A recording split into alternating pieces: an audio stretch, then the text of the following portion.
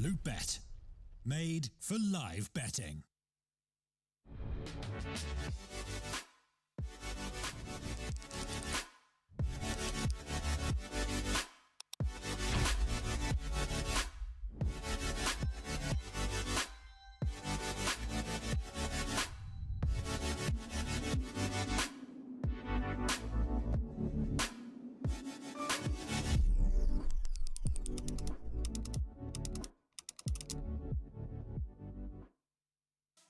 Don't know how to build a team from scratch or find good teammates?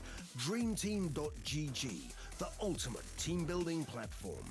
Find and connect with new players, coaches and teams. Manage and monetize your team. Get on fast track to advance from novice to amateur and, if desired, to professional gamer. Join DreamTeam.gg today.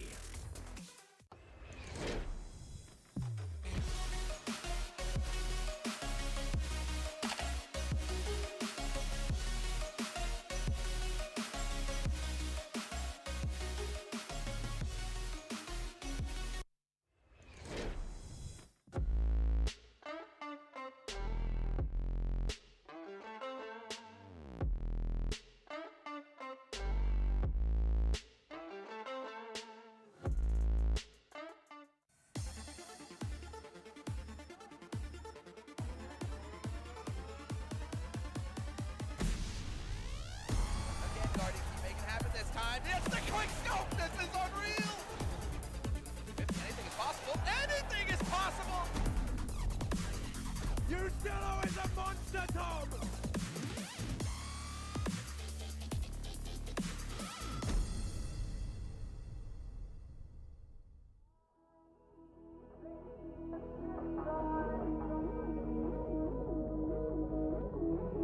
Всем привет! Меня зовут Саша Петрик, и я хочу вам рассказать свою историю.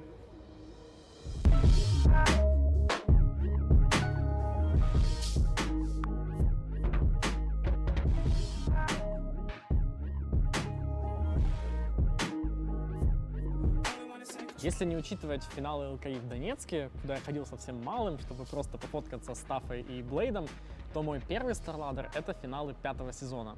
Этот же турнир подарил мне одно из самых ярких воспоминаний вообще в моей жизни. Это когда Virtus.pro обыграли NIP, прервали ту самую невероятную, самую длинную победную серию в истории CSGO. Это незабываемое впечатление и эмоции, которые обязан пережить лично каждый зритель.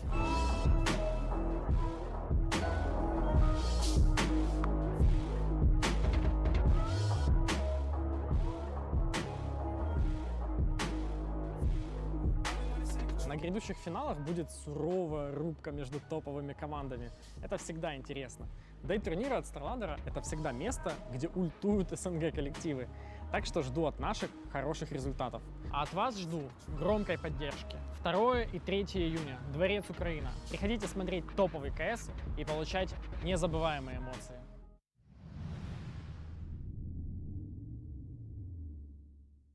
Welcome back to the StarSeries finals. We do have our second game of the day, at least on the B stream here, the Polish matchup.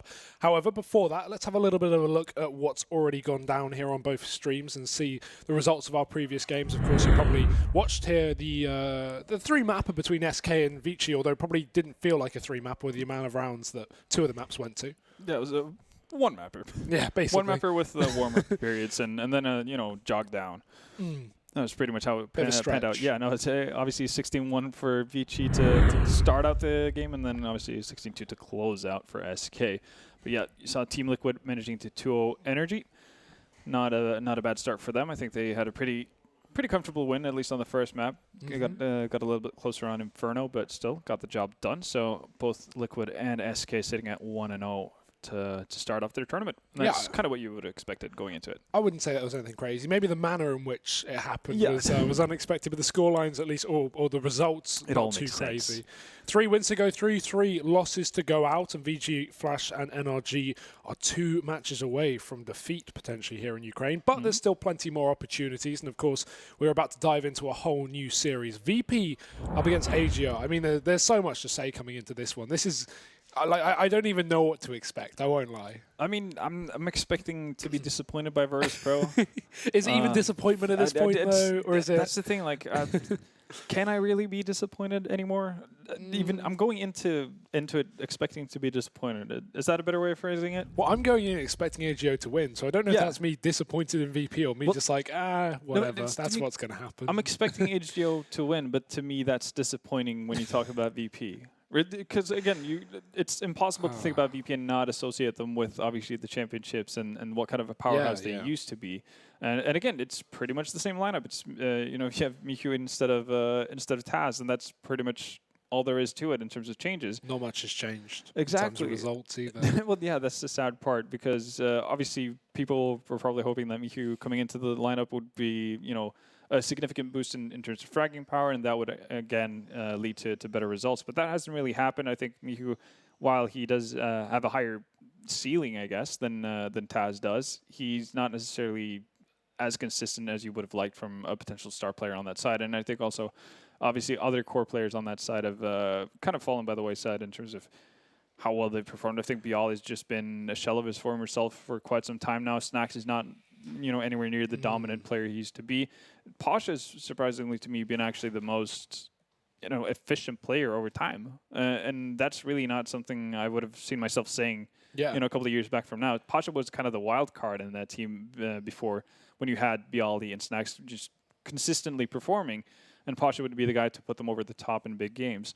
Now he's kind of just left on an island alone, where he seems to be performing more so than others in a lot of these games. Yeah, I feel like he was the only, before we had the roster change with Mihu back into this team, he was the only guy actually being able to really do anything for this roster. So, yeah, it's a shame to see, the Kings who have fallen, but maybe this is I think we say this every event, though. Maybe this is an opportunity for VP to actually come back. That's the thing, right? We'll see them go and they'll get to a grand final, and then the next event they'll bottom out in groups. So it's like, okay, which VP do we have today, and which VP do we have this event? Like, it's always different. It's so hard to tell. And of course, AGO, a team that's definitely looked good recently. They kind of, I feel like, not that they peaked, but they showed off what they had maybe 6 months ago, and risen through a lot of success in terms of online qualifiers, and then kind of slowed down. I wouldn't say they're plateaued or anything, but recently getting into Pro League and actually keeping their spot there, although they were up for relegation. I think slowing down is the better term. They haven't plateaued, but they're going from tier 3 to tier 2, and slowly moving upwards and so on. And with playing versus better opponents, that's a natural progression to happen. So we're going to get into the vetoes, and Overpass is taken out by VP immediately, and Nuke is out of the pictures for AGO as well. Pretty standard stuff. AGO really good at Overpass as well, so you'd expect to see that gone. Less of a we don't like it pick, more of a they like it pick. Yeah. So Train coming in as the pick for VP. I don't think anyone's too shocked at that one. Hopefully we'll have more rounds than that of the previous. And Inferno as well. Maybe we'll have a Cash finisher here. It actually wouldn't surprise me. Both these teams like Cash. Yeah, I was about to say, I doubt we were going to see Dust 2, but then again, VP may be, who knows, new look VP, new map pool, I guess. They were vehemently against it for the longest of times, and they're not actually going to ban it. So it's up in the hands of HGO, actually. Ooh. They can decide to take it to Dust 2 as well. I'd like to see that. I want to say that I saw VP playing Dust 2 in Moscow. Yes, they beat they 16-1 someone on it, I'm pretty sure, or they stomped it really well. I can't remember who it was. It might have been Avangard. No, because Avangard played versus No, that was in the finals, actually. Yeah, it might have been Avangard or Gambit, I guess, one of the two. They did not 16-1 SK, I'm pretty sure. I mean, I may be off with the scoreline, but I remember reading about dominant, it. They got a dominant win, after not having played it for a while. So, that will come in. Almost the reverse veto of what we had last series, but while I'd be surprised if this went to 3 maps, I do hope for 3 maps. I'm kind of hoping for 3 maps as well, just to be able to see Dust 2. Not necessarily. I'm not actually the biggest fan of the current Dust 2 as is, but it's always fun to see new maps and see how teams kind of adapt to it and how they go about playing a map that's obviously very familiar, but also different. So recent map stats for Terrain here, which is going to be the first one we play. Win rate not very pretty for any of the teams, in all honesty. But as you can see, both having wins over Envious. But I'd say the opponents on neither side is actually really that great. Yeah, they're both kind of inconsistent, right? But I think the difference is, right, you have AGO playing high-tier opposition and also low-tier opposition. I feel like VP just play high-tier opposition because they don't really compete in any qualifiers, any online tournaments. They just go straight to LANs, right, with invites and stuff. So, yeah, AGO more playing kind of like the MDL tier of teams when they go up in these DreamHack qualifiers, for example, and of course Pro League as well. They just came off the back of that MDL LAN and kept their spot in Pro League at the very least, first place there. But the fact they're up for relegation anyway is a bit of a shame, but take into account VP aren't even in Pro League. So Are they even in MDL? They were. I imagine we're into another season of MDL where I don't think you can qualify for Pro League. I'm pretty sure about that because MV forfeited playing the season. It's one that only has like a LAN at the end of it. So you can play for the money, but I mean, VP have plenty. So I would imagine if that was the case, they would forfeit that season of Pro League because that season of MDL because they kind of just want their slot back into Pro League. Yeah, we saw the head-to-head matchups there. Actually favoring HGO pretty heavily, and we saw 2 training matchups there as well, but obviously that's a fair amount of time ago. It's roughly 6-7 months since we saw most of these matchups happen. So things obviously could have happened in the meantime. Teams could have gotten better and worse. I think for the case, Virtus.pro has kind of been at a standstill, and HGO has just progressively gotten slightly better and better. As you said, being able to maintain a Pro League spot, not the easiest thing in the world. That EU division is pretty stacked. So I'm still leaning towards AGO here in this matchup. In how many maps, Vendetta? Well, I said I wanted to see 3, but I don't really see it going to 3. I'm expecting a 2-0 for HGO here, which sounds really wrong, but it does feel that way. I see Train being a bit of a toss-up. I think that's where VP has to make their stand.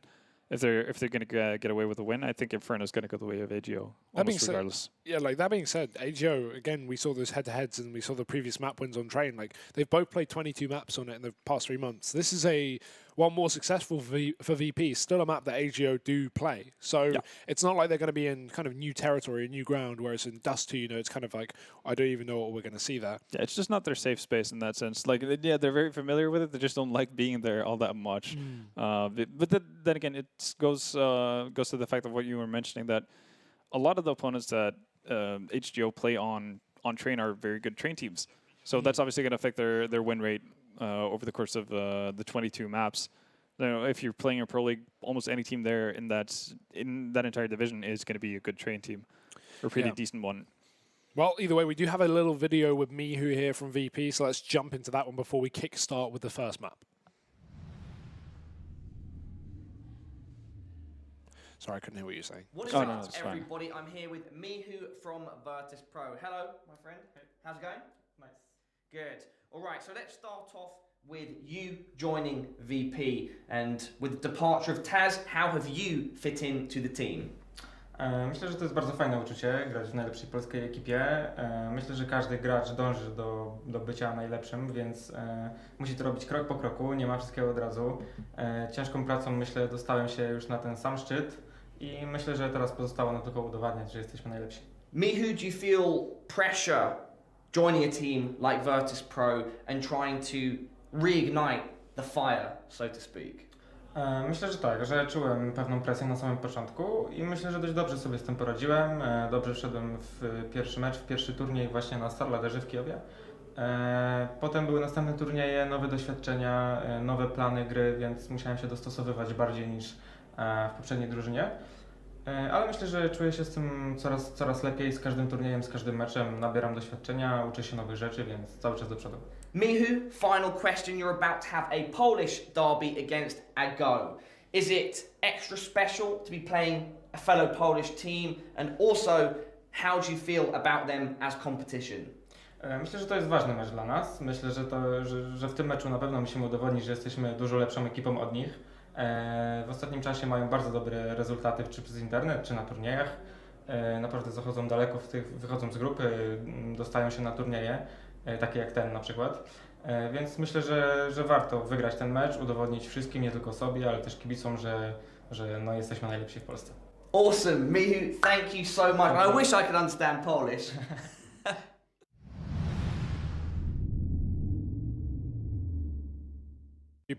Maybe Paolo will be going to Pasha's Polish school. Yeah, try and pick up some of the local new branch language of Pasha London School. Yeah, it's really expanding. It's an ever-expanding universe and brand for Pasha. But Pasha needs to step up big here if we're going to see Virtus.pro actually live up to Michu's wishes to be the best Polish team. And that's right. What a change that is, right? From this team originally being like, we want to be the best team in the world. Now they've dropped off. Now they want to be the best team in Poland. And I wouldn't even say that is solidified at the moment, nor will we know until this game is over. Not that this one best of 3 will prove everything, but it will give us a pretty good idea of where these kind of two teams stand. Yeah, definitely so. And as Michu mentioned as well in the interview, it's going to be the first match offline against each other as well. It's not just going to be like a wishy-washy online game that nobody really gives their full effort into. This actually really matters, especially considering the kind of teams that are here, and with the way HGO not obviously a top contender.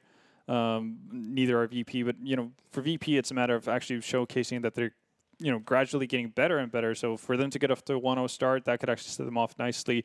They don't immediately get into that pit of like, oh, we need to win, just constantly getting off on the back foot. Be realistic, right? Have realistic expectations, much as how kind of Fallen did in the post-match interview after their last game versus Vici. He was saying, like, we don't expect to be the best in the world straight away. We know the route back up there. We want to grind our way. We want to prove it. We want to improve over time. Yeah. And I feel like that's the attitude VP needs to have. And clearly the Michu has. He said, it took time to fit into this team. He's improving every single event. And hey, if he can improve to their level, if they can improve to their level, that they can get back in form, not only be the best team in Poland, which would be a nice start for VP, but also prove that they can maybe compete with the world's best once again, and consistently at that. Absolutely. And I think it's a necessity, really. If you hit not necessarily a snag, but more of a brick wall that the VP has hit, it's a must, really, for you to actually have that kind of a mentality that you're aware of the fact that you're not the best in the world. You need to work on stuff. You're not as great as you used to be, and come to terms with that, because otherwise you're never going to improve. And we've seen multiple teams actually fall to that mistake in the past, but. Before we go any further, we have another interview set up with one of the players from HGO.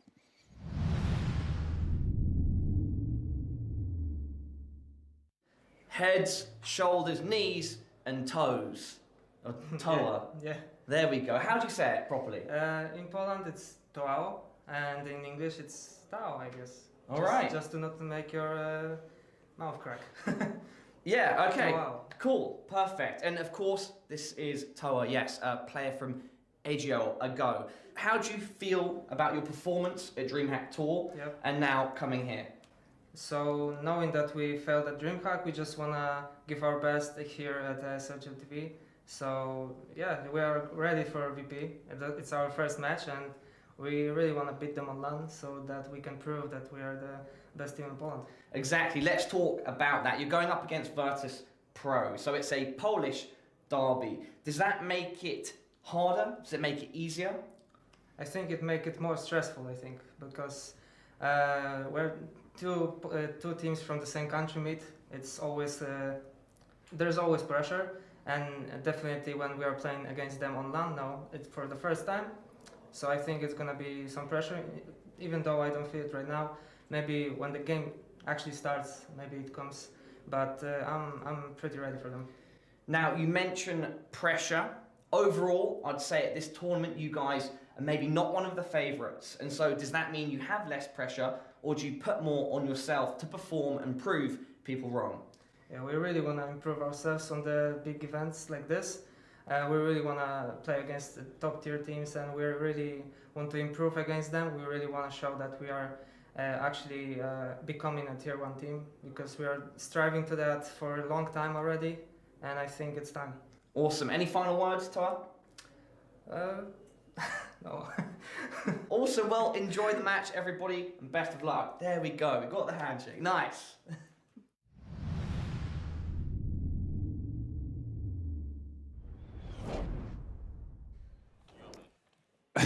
Head, shoulder, knees, and toes, but no hands. No hands. No handshake allowed. Bless your heart, though, Paula. You give it your all. Oh, sometimes it's just not enough. No, it's really, really not. At least he got it in at the end. Yeah, he got it in the end. Eventually, he got his handshake. Things came full circle. Oh, that is going to be a good maybe one. the IRL lag.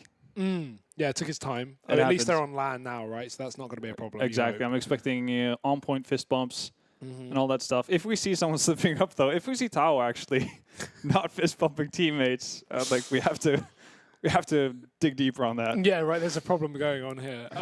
Wow, what a!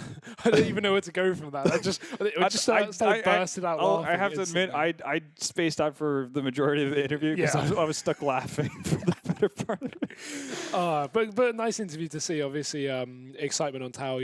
Hoping to beat VP on LAN would be pretty crazy considering a year and a half ago, or even a year ago, you could argue that this team and these 5 players were not relevant in terms of the international level. We're not, showing what they could do on the big stages. And now, look at them now. They've made such a rise in such a short amount of time, and sticking together as a 5-man core as well, not making any roster changes, which I think is a big thing.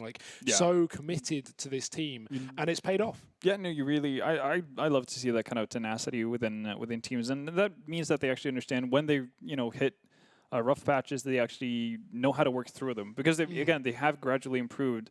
They haven't really hit a plateau at any point, as you mentioned. And that just speaks volumes that, they can actually go a lot further if they continue this on. And that was kind of the same story with the OG Polish squads as well with Taz, Neo, Cuban, Luke, and so on. The fact that they stuck together. Obviously, they had roster changes over the course of the years, but the mentality stayed the same for the better part of it. And I think that's really cool. And imagine how surreal of a moment this must be for any Polish aspiring CS pro, right? The fact that it's pretty much been like a non-discussion if somebody can be the best team in Poland outside of VP or the core of those Golden Five guys, pretty much. Like that just wasn't a thing. That would never be a reality. You would always fight to be number 2. Yeah. That was the best you could hope for, and even that you could take pride in that. But now it's actually a legitimate shot of becoming the best team in your country. That's a pretty awesome feature and a feat, and obviously something that's a bit of a chip on the shoulder for HGO as well. That's something that they want to strive towards. And I like this team as well. It really kind of entices me how we've got like the mix of experienced older players in the form of Furlan and Groovy. These are players who've been to majors, have gone under eBet or under Vex and played on the big stage. And then you've got kind of the young guns, the firepower like Tao, Snatchy, PHR. These guys are less experienced than the other two, but definitely bringing some hard hitters to the team. It's always exciting to see them play up against some of these bigger teams and to see what they have to show us. And I think this is going to be a really interesting game, regardless of the outcome. That's the thing in this game. I don't actually mind who wins. Like, if VP win, I think that's great. They hold their spot as the best team in Poland, you could argue, and maybe they're back in form. Maybe they'll come into this event looking good. On the flip side, if AGO take the victory here, I'm happy with them because I think, okay, VP, they've had their time, but now it's proven that they need to step up. AGO have overtaken them. They've dethroned them maybe, and I think that's a cool storyline as well. So I feel like it's a win-win regardless. Yeah, no, the only thing you have to hope for is that we just have a poorly performed game from both sides. Yeah. And so, there has to be a winner in that sense, Yeah. So hopefully we'll see one of the two, whoever wins actually comes out off of a good performance and not just because nobody could do better. The other team's making mistakes or whatever, yeah. Yeah. Oh, dear. Well, let's hope we have a good matchup. I'm sure this will be a lot of fun either way. The Polish derby to see who is potentially the best team in Poland. Again, hard to decide off of one best of 3, but the first time these guys have faced each other in LAN in recent times. So I think this is going to be a very good kind of... at what point do you decide who's the best team, right? Is one best of 3 enough, or do you need multiple best of 3s? No, you need multiple ones, but then again, it doesn't have to be against each other, because again, if let's say HGO win this one and they actually go on to have a pretty good tournament, let's say they make it out of group stages and VP end up going 0-3 and out, at that point you can kind of say, well, VP are not playing well. They're not playing good Counter-Strike, and HGO are actually playing, decent or pretty good Counter-Strike. That at that point it's just a given. They don't have to go up against each other for you to tell that HGO on average are doing better than VP. And that's kind of been the case for quite some time. So I think this is more their chance to kind of solidify what everyone's thinking in their minds as of right now. One thing that's actually impressed me with VP recently is we always kind of memed about their online performance being pretty abysmal, and when they fell off of Pro League into MDL, I was kind of just sitting there thinking, oh, this team is going to get relegated to main, aren't they? We're gonna see VP in Open in a couple of seasons, but actually they held their spot in MDL. They got to playoffs, and although I'm pretty sure they got to playoffs, and although they weren't able to go deep in terms of re-qualifying for Pro League, they showed their own. Again, I feel kind of almost weird saying that. Like they should be winning MDL, they should be playing well in MDL, but they've never been good online. So the fact that they're able to at least hold their spot there shows that okay, they're not completely fallen off. They're still improving in terms of their online performance. And let's see if that can convert to LAN here. This will be a great tournament to see that, because I feel like while we've got a lot of good teams here, we haven't necessarily got the world beaters at the moment. We've not got the FaZe, we've not got the Astralis, so there's a lot of opportunities for VP to still have a good run in this tournament. There's still, a very good chance that they could go deep here. Yeah, and I mean, it's rarely been an issue for VP to raise their level as they go into a LAN event. Again, obviously, it depends on what kind of VP you get. Yeah. We have seen the ones that just basically show up, go out of group stage, and then fly back home. And then you have the ones who make it to semifinals and finals, and they've even with how deep into the pits VP actually have been over the course of the last year or so, they've still had the couple of tournaments where they actually do well, and you think like this is going to be the turnaround. This is going to be where VP slowly starts to become that plow once more. So it's still in them. Yeah, I don't think there's a better team to represent the high highs and the low lows of a roster, right? Like they can win events, they can also completely bomb, and we're about to find out which one of the two this is as we head into the first map, DE Train. The pick of VP, as that will not surprise you. A map that historically they've done very, very well on, so let's see if that continues into this game here and now. AGO, CT side start after winning that knife round. VP, bit of utility on Neo, P250, fairly standard T-side buy. Fairly standard, and already we're seeing something we didn't see too much of on in our first series, which is people in Ivy. Yeah. That's going to be the majority of the VP squad, with Bomb on their backs as well. Neo, the only one with utility, though, and he's probably going to set up for a bit of a fake here with a smoke down into lower and a flash over. Question is if he's going to commit himself or if he's going to rotate around to pop. I think as the Ivy player is going to be the last man to rotate off of the A site, so they're still going to have control here. Tao should be able to at least play contact as the push comes through for VP. Neo dropping in through the pop dog, and here's the split. Tao going to be covered by Groovy, but the trade is instantaneous. Mihu and Neo opening up here for the T side, going to be able to take control of the site. Mihu is on a tear, and Pasha's going to join the party as well with another frag from the connector. Snatchy dead, Furlan alone, and the bomb down for VP. 3v1 situation. Furlan doesn't have a kit either. Has to snuff out 3 players in very different angles. It's going to be a tough task, and Snax is going to handle him by himself as well. Yeah, as he said, Mihu getting off to a good start there. Gradually getting better and better, according to himself, for every tournament they play together. He starts off this tournament as well in solid fashion. But, you know, the strategy that Virtus.pro tried to employ there with kind of just setting up for a bit of a fake towards inner didn't really work at all. Actually, you saw the rotation after that one flash and no reaction from any VP players. Like nobody actually committing towards either lower or higher. You could see an immediate 4-man defense really on yard, and even the sole defender Furlan rotating over towards back alley. That was just a spot down Ivy though from Tao, right? Like as soon as you peek Ivy and you see 3 players pushing up from VP, you have all the info. It doesn't matter what fakes you throw in, they've spotted the bomb. And this round, not so much of an issue so far. Bialy has opened up, kills down Ivy. But a slow pace from VP, they wait for the reaction of AGO and look at Furlan's position. Will he have made noise? No one's watching it. Oh, Neo going to walk the corner, but Furlan catches the timing. Second man there, but will Furlan go back for more? No reload found, but the peek is deployed. Mihu going to be pressured. He wants to just run away. Doesn't want to give away a gun to that player on the back line, knowing that Furlan only has a CZ, and Mihu will catch that rotation through the pop dog, leaving just Snatchy on the site. Just P250, no armor. Bialy covers his buddy's back. And there we go, 2-0. Pretty clean from Virtus.pro, as you like to see it. No flustered eco rounds in this one. And HGO, well, they haven't spent too much. Snatchy, pretty healthy amount of money going into the 4th round when we eventually get there with the buy. Only Tao really and PHR are not too well equipped, or won't be too well equipped. Yeah. Well, no one's equipped here, so VP should have a field day on that A site. Already Bialy opening up. Pasha going to do it as well. Everyone mowing them down, it seems. Like what you would expect for this round. We do have Snatch on the flank, maybe able to catch a kill, but Neo deals with the round. So, VP, nice and clean, third round on the board. Buy can come through. We could even have an AWP into this one as well. That's something that AGO won't be able to employ. However... No, Snatchy goes for it. Oh, I always say that, but then I forget that so many teams like it armorless. Yeah, no, depending on what kind of position you play, it's not the biggest, I guess, downfall in the world to not have armor. Yeah, I feel like on this map you can run it pretty well with no armor because, again, so ranged. So much cover as well. Take that one bullet, reposition, take it from there. It remains to be seen if he's going to be able to connect with any of his shots. No up in the hands of VP. Flash is good. Nice shot with PHR as the trade straight back from Ruby.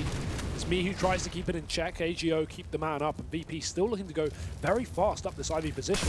Nice corner position though taken from Tao, but he's tagged up. Assuming they'll check this spot, it's unlikely he'll get a kill from this position. And yeah, Pasha, you can see he is ready on the angle.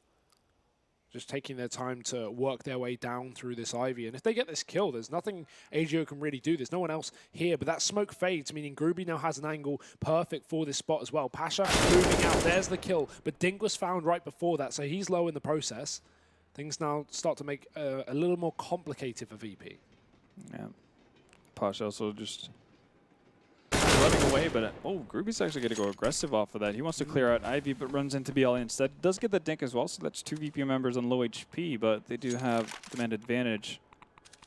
Not a whole lot of movement, though, and time is starting to run down. They have a flash and a Molotov in the hands of Neo. Now the question is whether HGO are going to decide to stick together or if they're going to split up. That looks so good for Snatchy. He was about to rotate to B to catch Pasha moving into the site, but then the smoke in the connector holds him here on A. Luckily the bomb's here, so the push is coming through, and Snatchy will kill the B player. Bomb plant heard, but faked by Neo. Does he have time for this? If he's going to sneak connector, he needs to start running now, and he can't find a kill because Furlan's back down to the Ivy. Really nice passive play from AGO. They don't give him any opportunity, and Snatchy will rotate back in with a frag, keeping the round in the favor of AGO. Unfortunate for Neo not to be able to catch the timing on, what was it, Groovy who fell back? Furlan. No, Furlan falling back in Ivy there. If he catches him off, then he can obviously pretty safely go to the outside of the train to get the bomb plant down, either forcing a reaction from Snatchy, having to run at him. And again, that's the kind of situation where it's kind of awkward to not have armor. Yeah. But yeah, it doesn't work out for VP, and HGO get their first round on the board. Now the AWP up for Pasha, though. They've spotted that of Snatchy. They want to be careful. He's going to go down Ivy. And you can tell, Vi isn't the greatest from HGO either. 2 FAMASs in their hands, no Molotovs left. So, and depending on how Virtus.pro play this, they could probably, well, they should have a good idea of how the economy of HGO looks after the first couple of rounds. So they might expect low utility, or not at least the greatest of. Might see a slow-paced round. Ooh, that's a big pick. Nice nade in the top. You don't really see that too often, but it won't do any damage. In the meantime, with Snacks having already dropped Groovy, complications maybe arise for AGO. They were unable to need to potentially get aggressive here to look for a refrag. Tao does exactly that, taking the position that Groovy was once in. VP grouping back up to go for this A-side attack. We've already got the windows broken over, so these Molotovs can be thrown. Neo throws one in. Flashbang as well to get him into the pop dog, and no one there. So VP slowing down the pace. They still have 45 seconds. There's no rush here for VP. They just need to make sure they have some map control, and that's why Bialy's pushed down Ivy. Oh, there's a gap in that smoke. That's the end of Bialy, and big frag for HGO. Equalizes things. They're actually going to rotate over towards inner, so there's 2-man defense on the bomb side. For VP, they're moving out on yard. PHR, though, in a really good position. If Tao can take some attention away from players. Oh, yeah, he does. PHR gets a kill as well. Tao follows up. And even though the bomb's down for VP, they've lost 2 players in the post plant, so now we're going to need a big hero play. Neo trying to catch a frag on the edge of the smoke, and he does see Snatchy, but Snatchy's faster on the trigger. It's just the AWP. Not posted for the bomb, but posted for one on the cross, as the AWP of the CT side is dropped, and AGO can just jump on the defuse. There's surely nothing Pasha can do. He's trying to isolate kills, but Furlan's just sticking the defuse, and that should be it. Unless... Oh! That was so close. Pasha really took his time. I'm actually surprised that they didn't decide to duck out into Ivy and try to hold on to that off, because winning that round is a pretty tall order, considering 3 AGO members are alive, and they could potentially just, you know, throw themselves at at Pasha while there's a bit of a human shield for the diffuser. But well, nearly makes the shot land. Tao in place at the right time, and they're actually going to go up to a double up setup there off the back of picking, taking down Pasha. A lot of weaponry here for AGO. Considering they had Famises in the previous round, that was very important that they at least pick it up and keep some players alive as well. Snax, he attempts a fast peek towards the A site. Does get spotted though, so doesn't want to give away a kill to that of AGO. Or regroup with the team. It's Mihu, he probes B. There's only Furlan down on the site right now, so pretty weak defense on this B site, but that's to be expected. The issue is he doesn't have an incendiary to delay a push, only a smoke. This is going to be a bait peek from Bialy, and Pasha peeks straight after, but luckily enough, Tao already fell back after that first player made the spot. So the AWP of Pasha won't find that opening kill. It also confirms that 2 people were towards Ivy, so they can somewhat safely assume that there's not going to be like an immediate hit towards the inner, but they still have rotated 2 players on there. While the VP just setting up for the smoke side into yard. It's going to be pretty classic execution towards yard, and Pasha's actually going to find Tao as soon as that smoke dissipates. He tries to walk through the smoke, doesn't want to get isolated towards backlines. I'm surprised they moved the AWP off of that position, considering they already spotted the fact that Pasha has his AWP down there. You'd think you want an AWP to challenge another AWP, but no. 30 seconds left. VP have the pick. They don't have utility, but they've got to move fast. Shadow spotted. Ruby takes that kill without too much hassle, but he's getting surrounded. Luckily, PHR drops the bomb, and that could be it for VP. They need to hurry up and pick that package back up because time is ticking low. Mihu with the UMP doubles down with a Glock as well, and now it is just Furlan. Enough time to plant the bomb as Furlan tries to get into position for the retake. He won't be able to stop it, but with kits on the floor, he will be able to defuse it, and they have no idea where he's coming from. Back turn for Mihu, free kill for Furlan, but does he realize the position that Snax has taken? Back on the old bomb, just holding the cross, and Furlan, not an easy clutch considering how many positions there are, and he has no expectation. Does look back though, and Snax misses the shot. It's going to be Furlan to win the round and save the day here for AGO, equaling up the scoreline. Equaling it up, also able to pick up the AWP as well, so that limits some of the reinvestment that they have to make. Still though, losing 4 players is going to put a bit of a dent into their savings. Obviously, a lot worse for VP. They're going to have to potentially go for their first eco of the game, but as I say that, Mihu has decided to opt in for an AK. The rest of the team is not going to have that great of a buy, honestly. Well, Snax is able to get AK smoke. Got to get a Lil and a smoke on Neo, and then 2 ZZs to round things out. So not the greatest of buys from VP here. This could be a bit of a, well, backbreaker for them going further into the half. At least they have the utility, right? Yeah, they have the utility.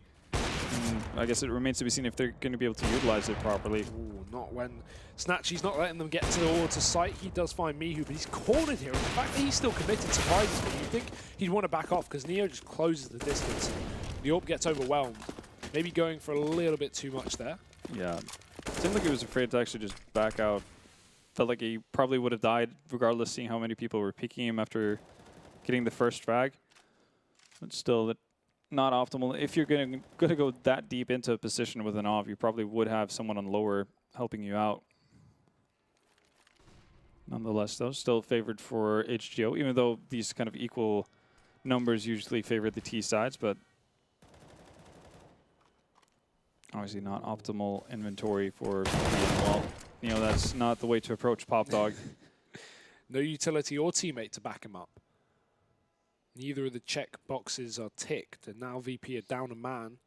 35 seconds to make this commitment, and we've already seen them run low for time before. Almost caught them out. Well, it did catch them out eventually, but now they really need to move fast. Tower has 2 positions to watch. Ivy and back down Olaf. He doesn't spot Snax. Just moving up to his right side. Snax is going to be able to take that kill.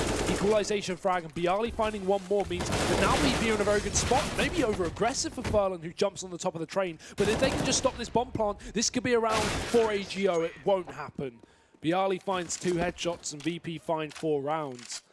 They do manage to reset the economy of AGO, actually putting them back down to pistols. Yeah, that was well, an extremely important win for Virtus.pro, considering the kind of buy they went into it with.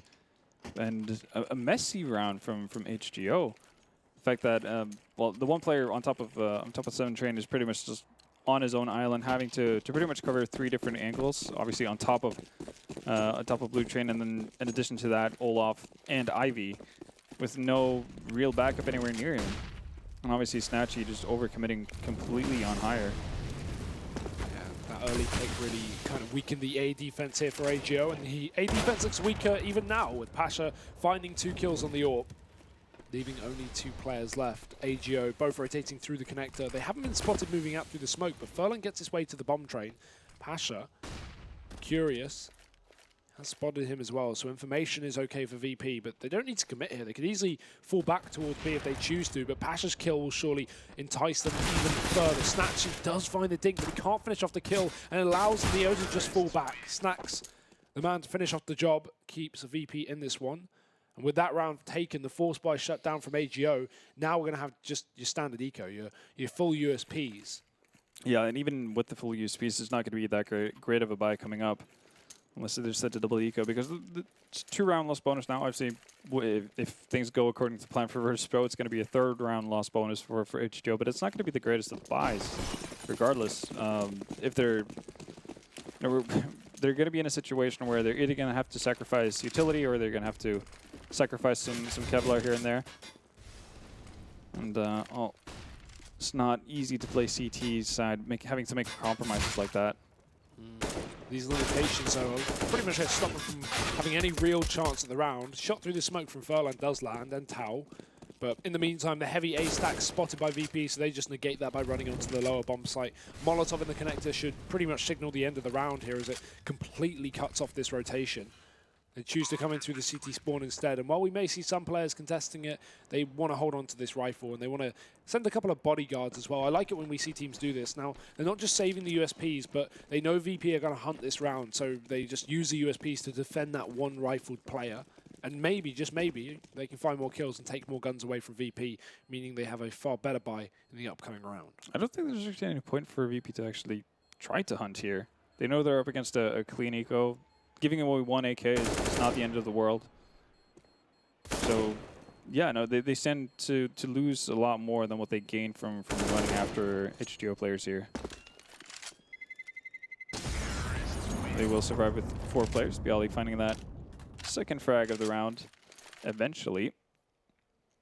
And there we have it. 6 rounds on the board for Virtus.pro already. So they're off to a pretty good start here. And again, money's getting better and better. Same cannot necessarily be said for HGO. They don't have an op to work with this round. That dropped, or that AK saved on Snatchy is obviously going to put him in a better position going later into it. As you can see, 1900 saved up compared to his teammates who are sitting at, $150 at the highest. So it does give them a little bit more leeway, but yeah. This AWP's also been really impactful as well for Pasha. That's something that has definitely changed a lot of these rounds in terms of those opening kills, right? Absolutely. The fact that we don't have one on AGO once again just adds further complications. We saw Tao getting caught out a couple of rounds ago by Pasha, as mentioned, due to him having that op. And VP have been pretty adamant about putting more pressure towards Ivy as well to start things off. It's kind of refreshing to see a bit of a different take on how to play that T side of Train as well, because in the first matchup we had, that was really just a non-existent area for the better part of the game. Yeah, now VP have 3 players there. They do back Mihu off. They just wanted the numbers to at least take control. With the AWP down on Ivy as well, even Pasha's going to fall back. So it is just byali. They kind of escort him down towards that position. He can easily late lurk and go for this kind of split through the CT spawn if they want to go for the B play. With the bomb right now outside of B, that could be an option. VP certainly looking like they want to go for this split, and byali, if you look at how open Ivy is right now, he could just walk down and not only get kills on A, making AGO rotate one of these 2 B players off, but also convincing AGO this is an A play when that's definitely not the fact. VP with 28 seconds left, again leaving it very, very low on time, but they are looking to hit this B bomb site. Snatchy, I like this position. He's got contact being made from Furlan as well up in heaven, taking their attention. And Snatchy going to go for the spray, but it won't connect. Luckily enough, Furlan does get a single kill before he goes down, but still VP have a man advantage. This fast flank from PHR, watching the wrong angle, allows Pasha to drop him, and there we go. byali finally coming out of the Ivy, drops Tau. It's a split from VP that shuts this down, and Groovy is just being pressured by byali. who doesn't need to force this kill. He can just wait for Neo to come in through that connector and join him, and he's doing exactly that. Although Groovy does find him eventually, this should be the kill coming through for someone at the very least. There we go. Neo finally closes it out. And HGO, they initially looked like they had a pretty good setup actually to fend off the inner push from Virtus.pro there. I think they, well, either they make a mistake or they just get caught out, you know, with the unfortunate timing. I think the initial position from Snatchy on higher is definitely worthwhile, but you need Furlan to play from the bomb train there and actually take the initial aggression from VP. The fact that he decides to change his position and wants to get on top of the bomb train, that pretty much negates any sort of focus that VP has to put on that area, and they can just solely focus on Snatchy. Ooh, again, the opener for Pasha. Been so consistent with these early shots out through main. Obviously with no real AWP to counter other than one round here for AGO. It's not going to be too difficult. As VP, again, making quick work of these ecos. They're already into the B site. Tao going to be pressured. He goes down as well. And one by one, VP just going to dispatch their opponents. This is nice to see as well. Like they're not over-facing. They're not really over-committing to duels. We've still got passive players in the spawn up in main as well. And the bomb's down, meaning that Snatchy knows his time is limited. It's just any damage he can find if he can get a gun to save, but not going to happen. Sent packing with a grenade on his head. I like this little feature. See that? Like the poster on the wall? Yeah, with like Neo career standings or career form. See, the style that I always have sick production, like with the in-game elements and everything. Yeah, like the 3D logos above the players and stuff in the spawn. Like you'll see VP's logo and stuff, but it's 3D, it's tracked, it's everything. You know, it's yeah, I like it. It's a lot of fun. Really cool stuff. Oh, also cool stuff, as you mentioned. Like again, so, you know, it might seem like it's not a big deal to be able to win anti-ecos like that, but the way they approach it and the way they actually go about it is what's so nice to see, because that's usually a sign of a team, you know, improving. Yeah. Not messing about those rounds, not taking unnecessary damage or unnecessary losses that's going to mess with their economy long term. Yeah, that's what I was going to say. Long term, right? You've always got to think about the bigger picture if you're in this kind of situation, and VP certainly have. Again, the AWP patch are finding the first kill, although it's traded back at least onto Snacks. So, not for free. Double AWP still in play for AGO. With that Molotov down, it forces Tao off the angle, allowing Bialy to get into position. Smoke as well, because he knows this AWP is here and doesn't want to give away a pick. Pasha even going to put pressure down as well with a Molotov going in through. Neo smoked off, but surely should be pushing through that once his team go for the split. And there we go. There's the attention taken. Tao hits his shot. Pasha dead. And Neo very, very late out through this smoke as he looks to try and do more damage. Tao going to get caught on the timing. Mihu looking to double down, but his bomb is dropped and the opportunity lost. PHR's on the flank, but he's not even needed. I was looking pretty okay actually for VP initially. Yeah. Getting a 1-for-1 trade, something you're perfectly fine with if you're VP in that situation. And again, they have the same approach as to how they want to go about it. Ivy, they always want to smoke out towards the yard area, towards the trains, and kind of have backline to work with. If they want to sit in a still position and actually just hold an angle, that's perfectly fine with them. They can clear out the close corners and then eventually push out. But Tao doing a pretty good job of actually staying alive there, because he was getting burnt by Molotovs, he was getting pressured from main as well. And if he goes down there, that's just the linchpin of the entire defense just falling apart. Well, signs of life shown from both teams, but VP off to a very hot start here in the first map. Again, very CT-sided map, so to be 8-4 up is a pretty impressive feat when we have so many question marks on who's going to take this game. Nice Molotov caught PHR, or catching PHR, sorry, in the pop dog, but he'll get out with the smoke. Won't even overcommit to that because he knows he's being sectioned off. VP. Same approach from VP, and this is something like we talked about Vici not being able to put pressure on the map a lot of the places, or a lot of the time. VP are really doing a good job of this, constantly having pressure towards Ivy, so you can't necessarily leave your spots open all the time. And now you see Furlan all by his lonesome on inner, like the rotations are coming in, but they've already given up the site. And look how open the plant is as well. VP just have so much control. They don't need to go for default. They can plant up a lane, allowing maybe a late flank from Bialy as well, who's still in position out on this A yard. The issue is he's going to have to hurry on up because his entire team are getting wrecked on the site. Pasha with the AWP needs to hit a shot at least to delay this pushback. He's been flanked and PHR will get that kill. It may be the open plant from Bialy, but he's done this before and Tao is more than ready for it. But he won't get the shot, but they will win the round. Yeah. That was weird. Like, again, like things worked out really nicely for VP there to set things off initially. Then 2 quick frags from HGO right after bomb goes down. Sets things moving in their direction. And then, yeah, a bit of a late rotate or a bit of a late backstab coming in from Bialy. Kind of just needs to give up any sort of secrecy or, you know, he can't be that elusive as he'd like to be when it's basically just, you know, everything's falling apart on the inner bomb site. But that's just HGO being able to get quick frag on the inner bomb site. If they don't get that, I just think VP just outright hold that pretty easily. Groovy, very dangerous position in the open, not going to be covered. Even though Snatchy trades, that's a loss for AGO. 4-on-4 that VP could certainly exploit down Ivy as they look to take some control. Snatchy remain on lockdown. The secondary AWP of Tao gets dropped as well, so that's a big entry for Mihu. It allows him to split towards the CT spawn again. The same smoke for VP, and the shot through the smoke from Snatchy. He's doing damage, does follow up, taking down Mihu as well, and the bomb dropped. However, smoked off, so not in the control of AGO for too much longer. And Pasha looks to pressure, look to take control over the A site. PHR, again a kill on the flank, coming through the pop dog. And Snatchy, he's just walked through the smoke. This is a ballsy move. Now, obviously with the smoke down, he doesn't know if the bomb has been picked up or not.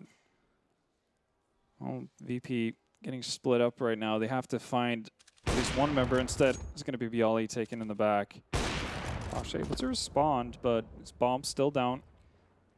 HGO players pretty far apart as well, and Pasha really has no clue as to where they are. Oh, shot whipped over, and oh, scary for a second. He needed that kill. Definitely increased his heart rate. Yeah, not a fan. The gun saved, and this half saved, in fact. AGO have certainly pulled us back from what was a very strong start from the VP side. Definitely was. Last 3 rounds now in the bag for HGO.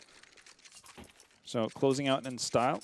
Got that double op going again. And even though Tao hasn't necessarily been able to have too much impact with that op in Ivy, he's been enough of a nuisance that VP have to put a lot of focus on actually either cornering him off with the utility and whatnot, or just be very measured in how they approach it, which again allows for rotation to come in and decent setup and a decent defense being able to bolster up. Snatchy is back towards his aggressive position outside of main though. Snacks inside it is going to be joined by Mihu. Is he expecting it to? No, he switches weapon, goes down. Snatchy doubles down. In fact, 2 kills on the AWP and 2 kills on the AK. Snacks is still alive and kicking. And even though we have Groovy here close position, Snacks could completely bypass this. Is he going to check this? Of course he does. Next level brain for Snacks. He finds his 3rd. And even Neo joining in as well. VP are firing all cylinders, and they will find the round and the half in their favor. 9-6. What a play from Snacks. I have no idea how he thinks of checking that corner as well. No idea. Because considering the fact that he's able to, or he's you know, allowed to get a guy by E-box, at that point you would imagine like surely somebody would have pounced from that corner by now. Yeah. But no, Snacks just says, I don't know, next level mind. He does stuff that doesn't make sense for anyone but him, but it works out a lot of the time. Yeah, and a dominant half of VP, like 9-6 on the T side of Train. That's a really good start for this team on their map pick as well. Yep. It still shows that like it's not a stomp either way, because again, this is a game that could be stomped either way. AGO certainly have an opportunity, but when it comes down to VP's map pick, this is where they're I'm trying to say comfortable and confident at the same time. They're both of those things, and they're showing it. I'm trying to think of a way to combine those words. Comfortable, It's not comfortable? Yeah, we'll go with that one. We'll go with that one. Comfortable, yeah, that's a good word. Just sounds like your accent's strong or something. You don't know what you're saying. Comfortable. Yeah, no, but yeah, I think this is pretty much a must-win for VP as well. So it's encouraging to see them have such a good T set as well as they did. Obviously, we have to consider the fact that they did 1 pistol. HGO can easily equalize this to 9-9 if they were to win theirs. But yeah, I think this is a bit of a must-win for VP if they want to have a shot at winning the series. Oh, for sure. Again, Inferno as the second map, if I'm correct. So things not looking up for VP there. It's not really a great map for them, but we'll get there when we get there. For now, it's pistols in play. CZ on Bialy as he sits close in towards B. Got the smoke as well, so I like the buy on the pistol round. Playing it safe. Spots contact. CZ out. No armor, so these Glocks can be absolutely lethal. But no one pressuring him just yet. Instead, they hold outside of the pop dog. They have the nades on Tao as well, who's up in the B hall. So this is surely got to be a B play at this point if Tao does commit towards this washroom. And AGO setting up as the smoke is used for Bialy. He gets close. And having rotated Neo as well, still with Snacks in the connector, means VP have very, very fast rotations to this site. Extremely fast, actually. So, yeah, if this is something they've expected, if this is a pistol round that HGO has used before, remains to be seen, but they're definitely on something. The timing, Bialy turns around, he gets shot in the back of the head. Kills coming through though from those rotated players in the connector, so VP's positioning working out very well. Only 2 men left up here for the AGO side, and Mihu, he is going to drop Tao down on the ramp with the bomb as well, and all hopes going away there for AGO. VP with both pistol rounds now. Yeah. They just need to get the conversions. And you can see like how quickly or how much it matters to have those quick rotations as you talked about there. Everyone's set up in a position where, yeah, they're okay with giving up yard. They can still get early information with the positions they've set up with having one guy by backline, one in connector. So they're not by any means giving up yard completely for free. And they're still having all the time in the world to just rotate in and take any sort of fights before HGO can get into a potential afterplat position if they even would get the bomb down. Especially when they just hadn't spotted anyone down Ivy, anyone in main, no pop dog presence, so it's not really a huge risk for VP to even rotate a player off because they know that, yeah, okay, AGO just haven't showed any presence, any pressure. Whereas if we look at VP's T side, like they constantly have Bialy just being a nuisance down Ivy, even late splitting and catching those rotations once his team were on the B site. So something a bit different between these two teams, at least so far, but we are early days. However, these pistols not firing too much. There we go. Fallon eventually hits a shot. I'm surprised Passion committed to that duel for so long. Yeah, he had a FAMAS. He should have just brought up the USP. Yeah. I hate the better FAMAS. range.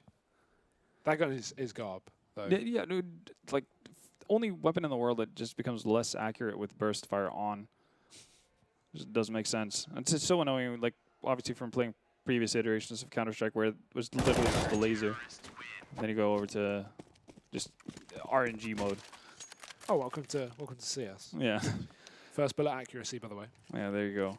11-6, VP in the lead by a significant margin, and about to be 12, assuming AGO don't pull out one of the most incredible rounds I've ever seen. Yeah, or Virtus.pro do the opposite, I guess. Yeah, right. But Virtus.pro have been doing really well for themselves on the anti-eco so far in this game. We talked about that, you know, initially as well. It's been promising signs from VP in that sense. See the alligator coming out on Snacks too. He wants to make some money.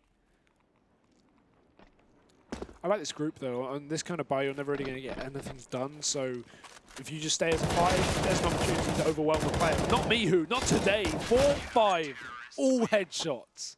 What? Just as you like. Forget what I said. I mean, I think you're still right, though. Yeah. You're only going to get something out of that round if you go as a group, right? That's a great example of, like, in theory, something makes sense. But when you actually do it, it doesn't make sense. Yeah. It doesn't always go to plan. It doesn't always go to plan, but it's a nice effort. You know, maybe Miku whiffs a couple of those shots, and you know somebody is allowed to get, you know, 2 people are allowed to get through back lines. They run into the sole defender on the inner bomb site, double dink him. Maybe you get a bomb plant. Like, yeah, there's a chance. But I mean, you are full Glock at the end of the day. There's not really. You don't look at that round and go, okay, guys, come on, let's win it. You go, okay, guys, let's just get it done. I will take whatever I can get. Yeah. It's like when the first 4 go down, the only thing that's being said on TeamSpeak is like, don't let him get the ace. Yeah. Don't let him get the ace. Run. Find someone else. Snacks has a shotgun.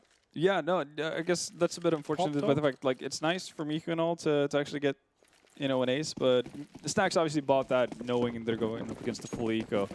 But he's probably going to be able to find some use with it elsewhere as well. Pop Dog is probably a pretty good guess as to where he wants to take it. No, main apparently. That's as long as he can get close, right? Yeah, sandwich. I like it. You can lock down Olaf. The issue is, again, if they push out of like Pop Dog and they don't pressure main, he's in a very awkward spot. But Furlan's dead already, and Snacks is hungry. Here we go, pushing in with both kills on the auto shot team. That is insult to injury, I think. Yeah, doesn't even want to pick up the AKs. He just wants to go further. Oh no, really, Snack? I mean, that's optimistic. Yeah, but you know, when you're feeling it, right? At least, if nothing else, does reveal the position of Groovy as well in a 1v4 situation. That's the ace it. actually have any hopes, and all tagged down to 14 HP, and an aggressing player in Pasha coming out of Ivy, and that's going to be the end of that round. 13 for Virtus.pro, and they're looking, you know, as well, pretty easily the better team in this match. Yeah, this isn't even close. Again, we were hoping like AGO could maybe bring things back on the T side, but having only shown one rifle round and to get completely obliterated by an auto shotgun, that doesn't help. No, that doesn't instill a lot of confidence in you. They're going to have to talk things over as well. I'm not really sure what they can do. Obviously, no point in investing into this round at all. Like, sure, deagle on Snatchy, perfectly fine, but don't do any sort of like silly force buys. You know, sometimes you have to bite the bitter pill, and that's really just letting Virtus.pro get to 14 rounds. That's one thing that AGO are very good at, though. Like, if you look at how they use their economy, they never overbuy. This is a team that doesn't force heavily. Like, yeah, okay, they're buying here, but they've got the loss bonus, so it's okay. Yep. They'll be able to buy rifles next round. You rarely see this team forcing in situations where you go, like, what are you doing? Like, we look at Vici last game, and they were just forcing every single round. It's like, what are you doing? And now we look at AGO. They're not going to make the same mistakes. They are very good with economy. Yeah. That is just a very good like core skill to have. Yeah. Sounds silly, but yeah. To not be French, basically. Pretty much. Snacks once again on new adventures with the alligator. This time towards inner, and well, he might be feasting on some bodies in a very short amount of time. Just gotta drop a smoke on lower. Actually takes a pretty significant distance though with that weapon right now. Yeah, this is interesting. Molotov down though may actually do a lot of damage. They have to run through it, and they are going to do exactly that. Snacks drops Furlan. PHR did find the deagle onto Bialy, so the rotations have to come through. Snacks is essentially the solo player on the site, but not for long. You're not going to hit that shot, Snacks. You are going to change weapon though, but luckily Pasha has him covered. The flank from Snatchy is good enough there, and in a 2v1, it's not out of the question, but the gun has dropped out of his distance into the realms of the unknown. That is so dumb. Balance game, by the way. What? Like, why is this even a part of the map design? Just give me a gray ramp with no holes in it or anything like that. There's a rifle next to Snacks, and he's still not picking it up. He tried to switch to the USP to get that range shot. Why not? I hope he saved it at the very least. He didn't. He didn't even save it and buy another auto. He's making so much bank though. It's fine. He could have saved it and bought an auto. Don't worry about it. It's 14-6, I think, at this point. Yeah. Fine. Okay. It's all good. He'll make back the money. But yeah, no. Tactical pause for VP? I'm not sure if it was for VP. Yeah, it is for VP. Yeah, there it goes. I guess probably just telling themselves that, okay, we know what's going. They know they're going up against the buy. Yeah. And it's more about, calm yourselves down. Don't mess this up. Don't start doing dumb things just because we're in the big lead. Like, that's how things get out of control. Yeah, think about how many teams throw away like massive scorelines like this. If VP have to take 30 seconds to ensure the fact that they've got a 16-6, like that's fine with me. Yeah, it's better than taking a risk and letting AGO get 16-12, 16-13. Like actually, like build some sort of confidence and actually feel like they can be in this. Yeah. You want to see VP actually have it in them to just close dominant victories in that sense. Definitely, it definitely makes you more confident for that second map if they take a 16-6 rather than a 16-13. Oh yeah. However, this is not over till it's over, and Snatchy shows us why. That leaves Ivy completely open as well. We're going to see Neo kind of take over the responsibility of that area. And Snacks, he's going to play with smokes aggressively in A main. And well, two players rotating back here. For now, no real committal from HGO. And this is kind of what VP did a few rounds with Bialy, right? They send 3 players down Ivy. They maybe get a pick. They use that as kind of like bodyguards to get the player in position. Now Groovy can late split Ivy. If they go for an A execute, he can pincer and try and catch out players that aren't focused on that position. And especially if HGO pressure main and Pop Dog at the same time, considering we only have 3 players on this A site, like they can't all commit to one position. So they're going to be very split on this defense. And if any more kills come through for AGO, then we're going to have a really weak defense on this A site. Even if AGO were to go towards the inner bomb site right now, considering the fact that they've known that there's been pressure towards Ivy, they can't necessarily leave it. And that's why you see the rotation coming in now, for instance. It's not the guy from Ivy rotating through backlines. It's, well, speaking of backlines, Snacks finds the backline of Furlan. And there we go. Groovy finally pounces on Ivy. With that position for Snacks as well, he spotted it was just one man throwing in smokes towards B, so they knew it was a fake at that point. VP should be just fully rotating. They got to know it's A after that play. The issue is they're very late back into the site, so there's still a man down in all of this madness, and the bomb plant has come through, but Pasha wants to take this round. He's finding more and more damage by the second, and now it is just Snacks as Pasha eventually gets traded by the orb, and Snatchy looks for his 4K. Rounding the corner, Snacks making noise. Does he expect the angle? It's a no. Big round from Snatchy there on the AWP. Drags AGO through for their 7th, but again, this is still a dominant scoreline, and AGO have a big comeback to mount. Yeah, pretty big deficit. And again, losing 4 members as well, it's not going to do any favors. They do obviously manage to hold on to that op, and that means that Snatchy can drop. But you're not sitting with a lot of utility at the end of the day, and VP looking pretty healthy with a double op setup. Snacks joining in on the fun with Pasha. Is done with the alligator for now.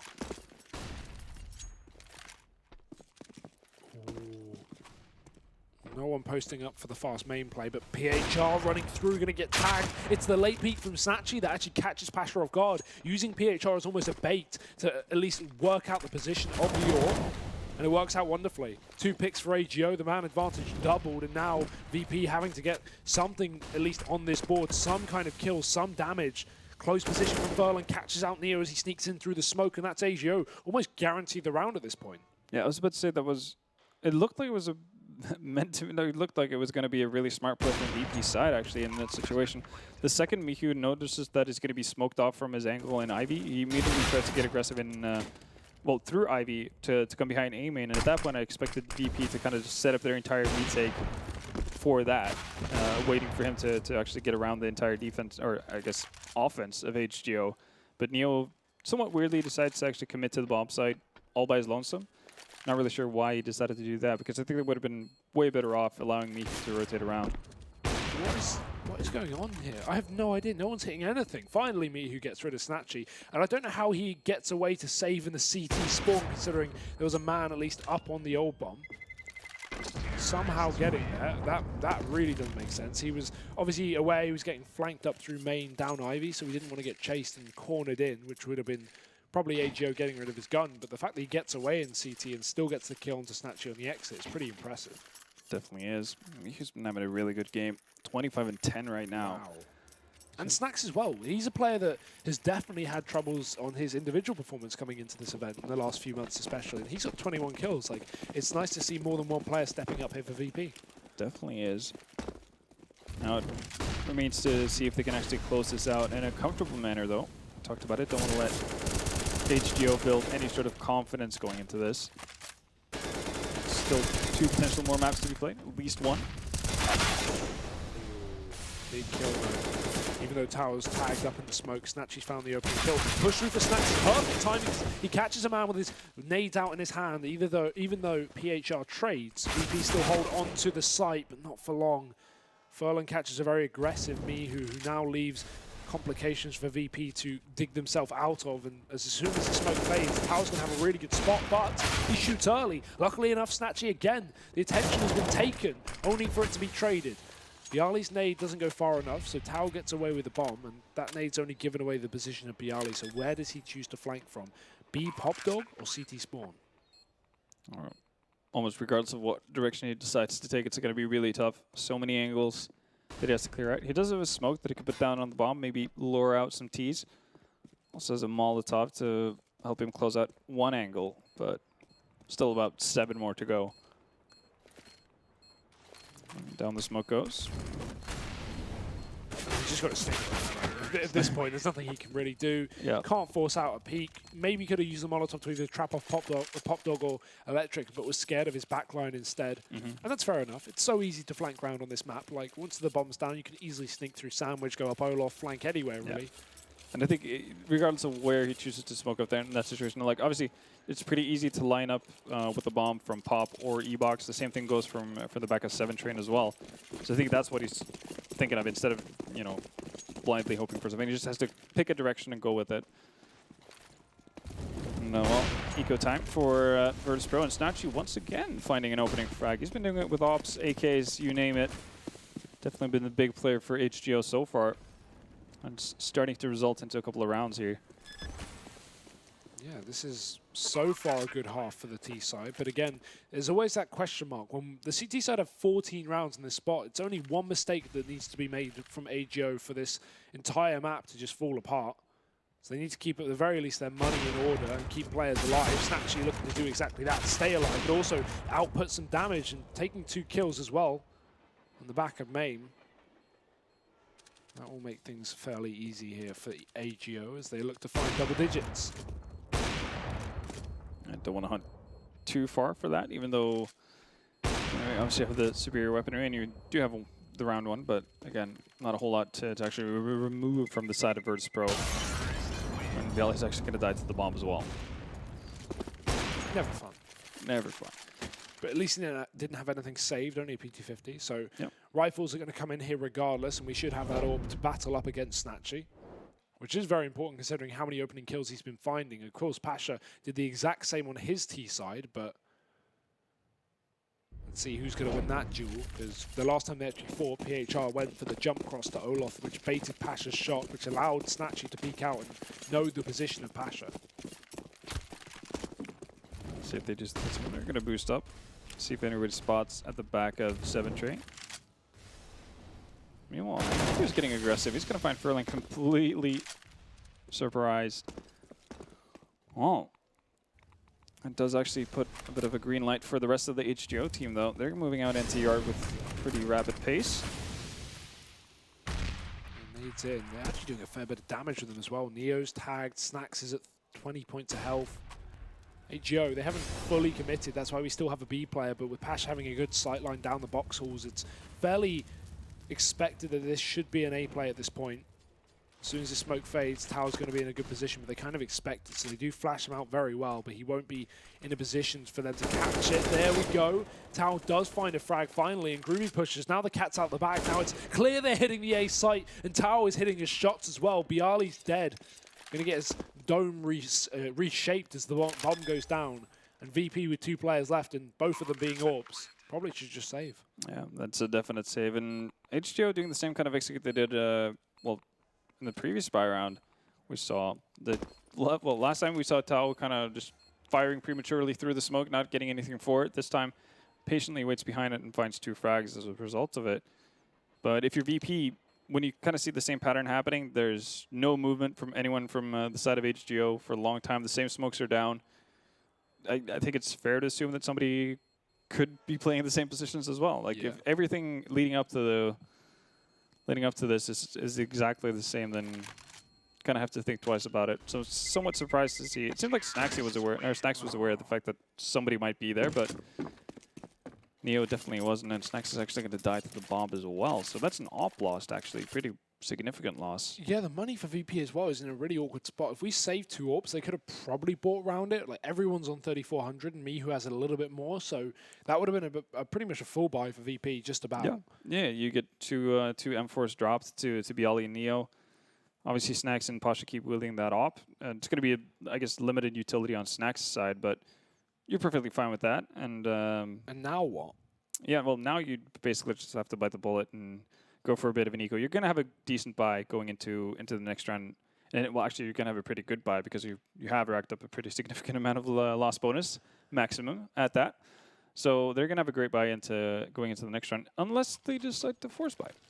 Ooh, 2 UMPs. Does allow for utility, but it's still a bit limited. I'm not really sure why they've opted for this, because there's no way they can actually believe that they can impact the economy of HGO at this point. Just hoping to pick it up with UMPs, try and catch them off guard. Maybe HGO will expect pistols in this round. It seems very odd, honestly. I don't think HGO, again, you said HGO are a team that, again, they've showed resolve in terms of like working through problems. They're a team that handles their economy well. Probably not going to be a team that just blindly rushes into bomb sites against potential eco rounds as well. And when they know an AWP has been saved on Pasha, a very minimum, they know that that's going to be a danger, right? Even if VP had pistols here, you can see, like, Train is a map where you see so commonly rounds with just 1 AWP and 3-4 pistols just win. Because you can just get a kill, reposition, go somewhere else completely new and catch another player off guard and keep doing that until you have 2-3 kills. Spot down pop, I like that. Viali looks away at the wrong time because Furlan just runs down the ladder only to climb back up. It's like a really big flash grenade. Don't worry about it. Just bait. But here's Mihu close up to main, trying to force a kill. And VP have used all their utility. That's a good job from AGO, at least baiting it out, and they've taken no damage by a single one of these nades. We only had Pasha with the utility only because he's been scoped in the entire round and not pressured on B either. Yeah, but that's the thing, like, he hasn't been pressured on B. So you had a 4-man defense over towards Yard, but he's going to miss out on the initial duel. Oh, that's close. Neo does catch Furlan. Peek up from the top of the train, catches one down Olaf as well. Still kills coming through, though, and in the meantime, Snatchy drops the orb, rotating in, and Bialy gets mollied off. That will signal the end of the round, and this is where things really start to become problematic for VP, right? Because we have 12 rounds for AGO, and VP with no money. They've got to work off of loss bonus, so they'll have 3,400 next round, but they still should be saving. Yeah, no, it's definitely not good enough to justify a buy going into this next round. But I don't know, I just didn't like that buy a whole lot. No. Again, with the 2 UMPs, yeah, sure, Neo's able to get close up and get a frag onto someone in Ivy, but he's not able to take the actual duels from anyone coming out from A main with the UMP on that range. Same thing from Bialy, it's very limited. Even like the distance from Pop Dog to A main is a bit of a stretch with the UMP. Yeah, you got to tap, and for you to successfully do that, you have to hope that AGO don't just one-shot you around the corner, right? Yeah, exactly. You have to, so many things have to go right. You have to find one guy isolated. He has to not look at you, and then he has to allow you to actually get the taps in. That pause at 14-6 isn't seeming too funny anymore, is it now? No, but they do have obviously like multiple times that they can go through. Yeah, but it is in the sense of VP. Like, I didn't actually think AGO would be able to pull this back so confidently.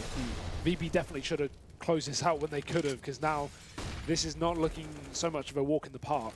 Yeah, we talked about how good it would be for Virtus.pro to actually be able to close this out in a confident manner, boosting boosting morale going into Inferno. If it goes the opposite direction and AGO actually completes this comeback, then how dejected you have to feel going into Inferno. On your map pick as well, exactly. Just take into account, like, this is VP's choice, so yeah, this is not going well. First half looked so great, and starting off the second half as well, you know, things were looking very nice for Virtus.pro, and then we regressed to what we've been seeing far too much of. Yeah, this is these last 7-8 rounds have just been like VP's last 7-8 months. Yeah, really. But to be fair, like, it's not like VP are just completely giving rounds away to HGO either. I think Snatchy especially has just had a monster of a game. Yeah. Finding opening frags in Yard time and time again. We haven't really seen too much pressure towards the inner bomb site because that hasn't been needed from HGO. Like, they've been having plenty of success towards Yard eventually once they got the economy under them and got weapons to buy off of. So, you know, if something works, there's no real need for you to actually change it up. Hey, and AGO pulling in the same thing. Another tactical pause being called. Although they're not in the lead, it feels like they are with the amount of rounds they've just won in a row. That's true. Well, you know, probably knowing that there's going to be a pretty hefty buy coming in from Virtus.pro. Snacks has bought an op as well, so it's double up setups on the side of VP. And maybe that's what they're talking things through, you know, that they're expecting to go up against the double up setup, where Snacks is going to play, if it's going to be, you know, maybe towards inner, going aggressive, seeing if they can find an early pick, because we haven't seen a whole lot of CT aggression coming out from Virtus.pro up to this point. Yeah. Usually, or obviously it's a couple of months ago, but when the meta was heavily focused on being aggressive towards alley, you know, setting down those pop flashes, getting an early pick, trying to really like stir it up for the T side. That hasn't necessarily been the case at all in the game so far. I'd like to actually see Pasha on this A-bomb site as well. That's where Snatchy's been going every round. And yes, we have Snacks here, but we've not seen the main orb really try and challenge Snatchy, although Mihu does.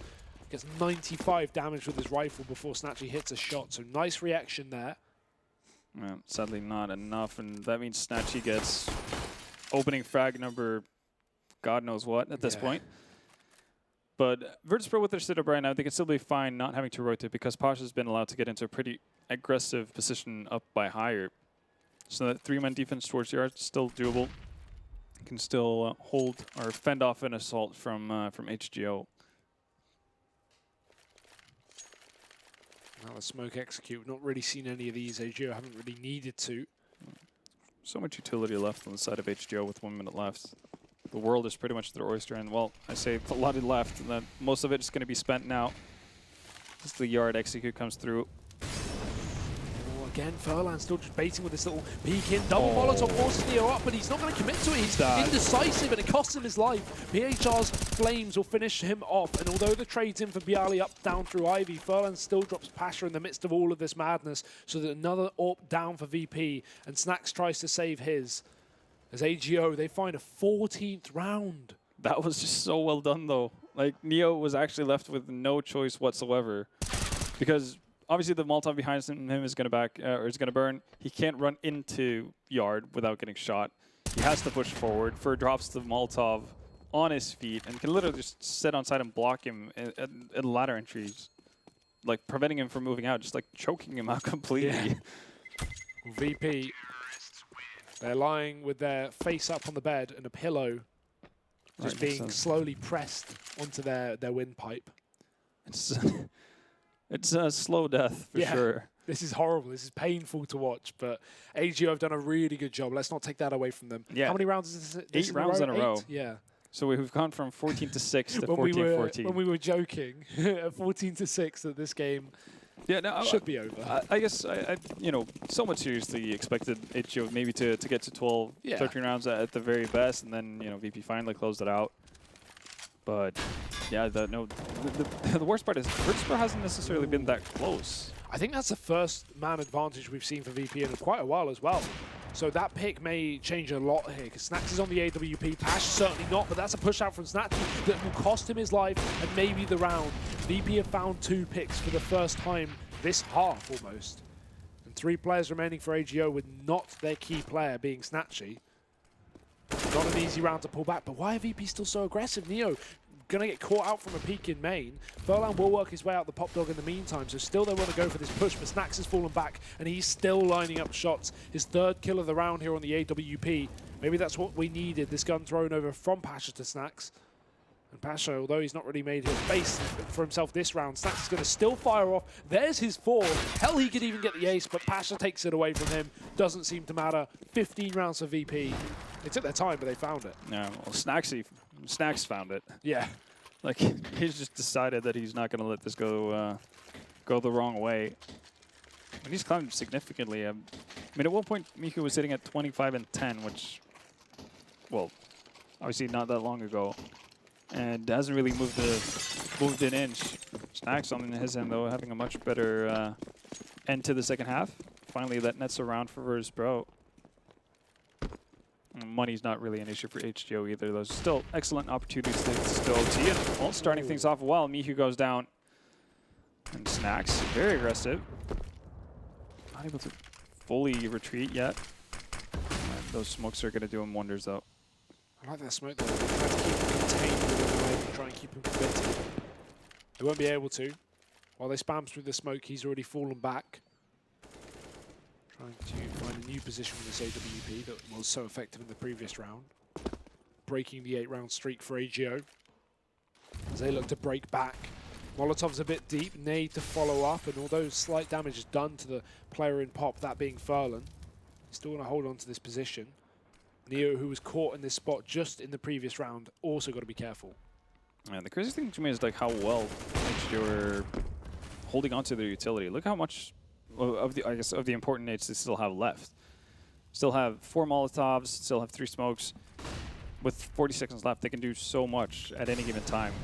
Just keeping Virtus.pro in the dark. And here's the push through. Neo hiding in the dark. In the smoke, he's going to swap places. They have no idea. He's heard a man above him as well. Snatchy, who won't be able to do any more. And Neo's going to get traded, but does get a dink before he goes down.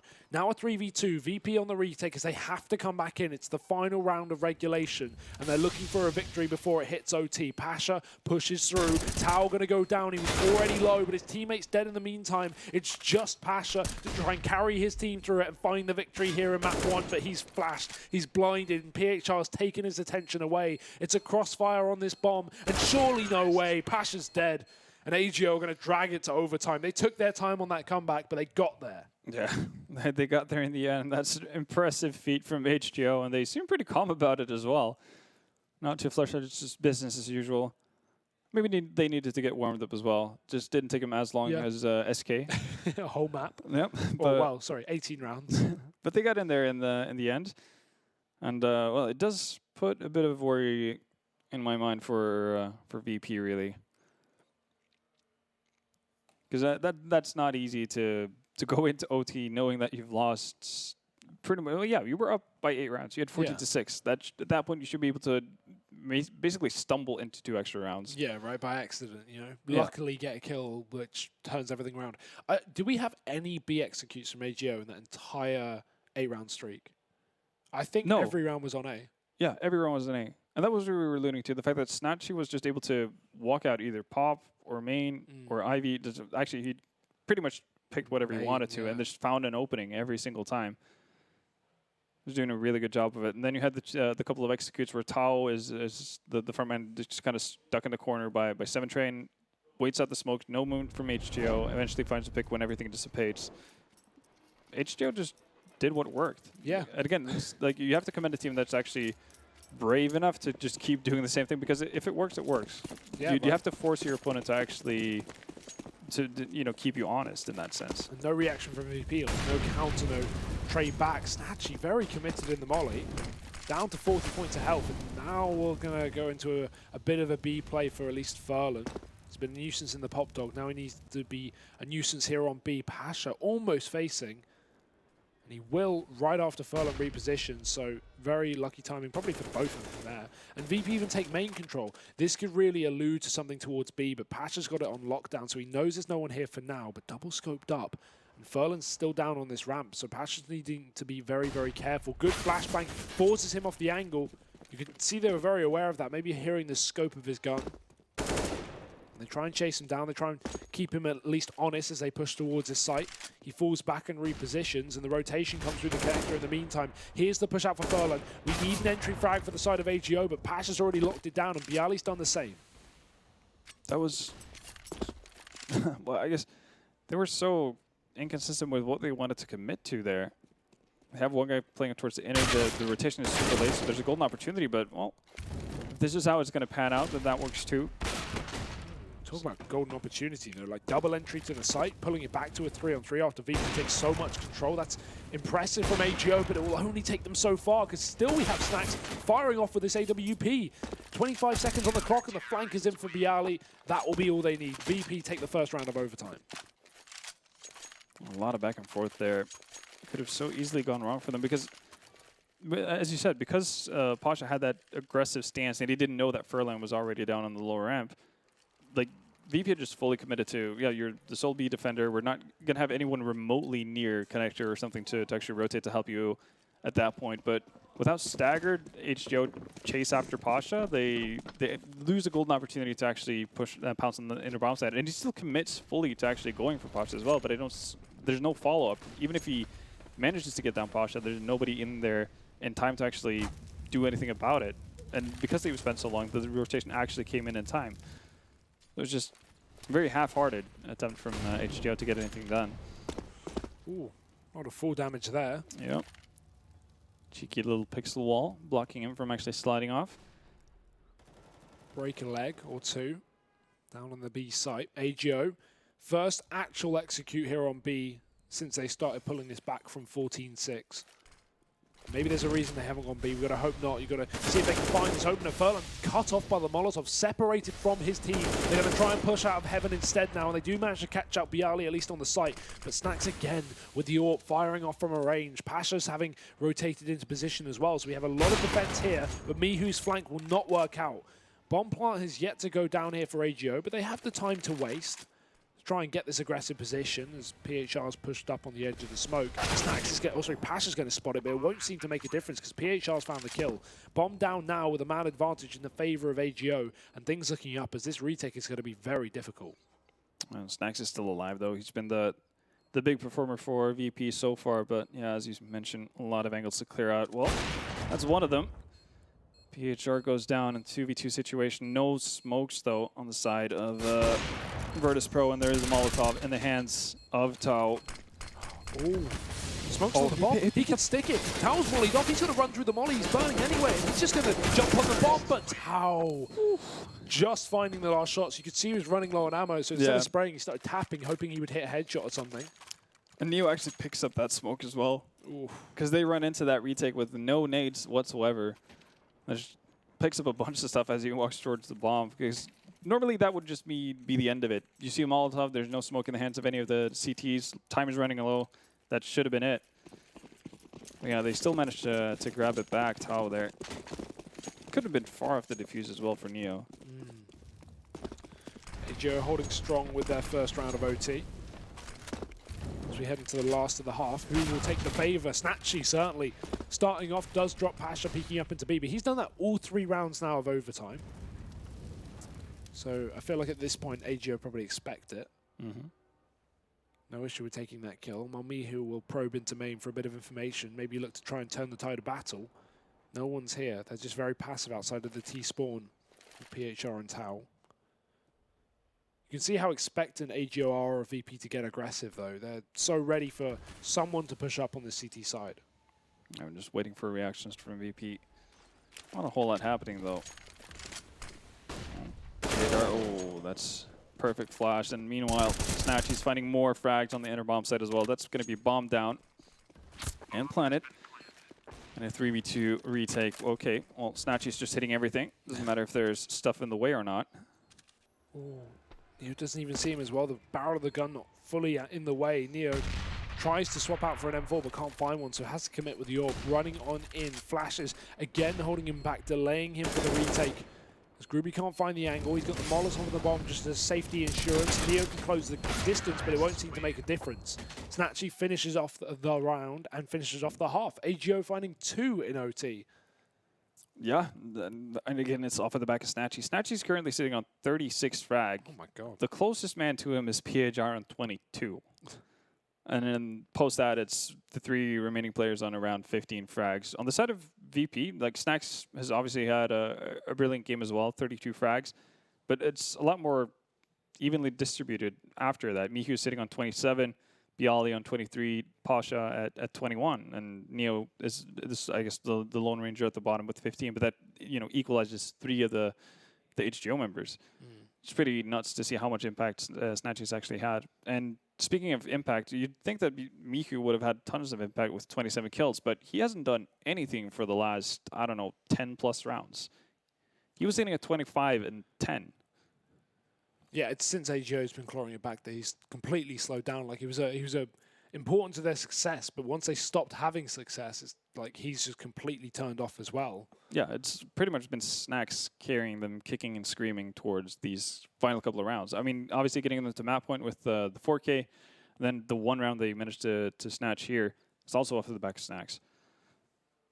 And Pasha as well. I feel like, of course, we've had a couple of rounds of Snacks AWPing over him, but I feel like he's definitely slowed down in OT. I mean, he did the same thing for 3 rounds in a row in every CT overtime, so it's like, that is kind of expected by the final time it comes, and AGO have no problem with dealing with it, but now that we move to the T side, maybe we can see him opening up some rounds once again. Yeah, that is where he had most of his success. Yeah. So wouldn't be too surprised about it. And also there is 16K, so there's no real thought process going into it whether or not you want to risk going for an op in that sense. They will, as AGO find 2 as well. Snatchy and Furlan here. There we go. Oh, that's awkward. Pasha, he focuses on an Ivy, but it's a boost up in the connector that actually finds the kill. So Snatchy again opening up. Big surprise there. Pretty much just a given at this point that whenever HGO finds an opening kill, it's Snatchy behind the wheel. And then obviously puts a bit of a damper on Virtus.pro. They've been having, that's, a significant part of their success on the T side is off the back of Pasha finding opening frags. In many ways, that Snatchy's been doing it for HGO. So what do they do now when Pasha is not able to find anything? Snacks, 17 HP, is going to be put down to 4 before going down. So the nade doesn't finish him, but PHR on point. Following up on that, and that's 2 men down already. It's just a great example of how these 2 different teams are in terms of when we saw AGO kill that player in the pop dog, they threw 1 Molotov in the pop dog, 1 behind the exit of the pop dog so he couldn't leave. Yeah. And I think it was Neo burned to death there, yeah. And then we see 1 Molotov instantly, smoke is down for PHR, peeks out of main, flashes with him, takes a kill. There's the difference right there.